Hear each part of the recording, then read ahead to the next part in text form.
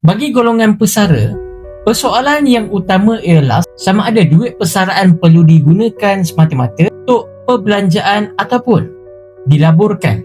Tuan-puan, prinsip asas yang perlu kita faham ialah pesara ini tidak mempunyai kelebihan masa dan tenaga seperti mana orang muda. Oleh itu, langkah pertama yang paling penting ialah mengelakkan pelaburan yang berisiko tinggi seperti saham ataupun unit trust sekiranya tidak mempunyai ilmu yang mencukupi. Kerana apa tuan-puan? Risiko kehilangan simpanan adalah besar dan sukar untuk dibina semula.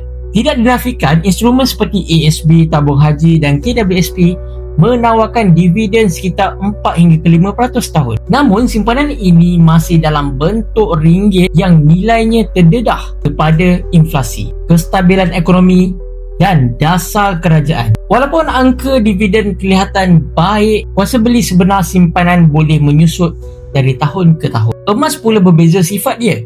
Ia adalah logam semula jadi yang tidak boleh disita semula dan tidak bergantung pada prestasi ekonomi ataupun sistem keuangan dunia.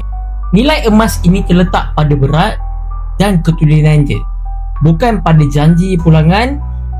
Sebab itulah emas tidak akan jatuh nilai sifar dan telah terbukti mengekalkan nilai sejak ribuan tahun dahulu. Inilah sebabnya emas ini sering dianggap sebagai insurans kekayaan sebenarnya. Apabila nilai mata wang jatuh, harga emas cenderung meningkat, sekaligus membantu mengekalkan kuasa beli. Kesimpulannya, bagi pesara, keutamaan ialah melindungi simpanan daripada pelaburan yang berisiko, mengekalkan nilai kekayaan daripada inflasi dan merancang penggunaan simpanan persaraan supaya ia mencukupi sepanjang tempoh persaraan.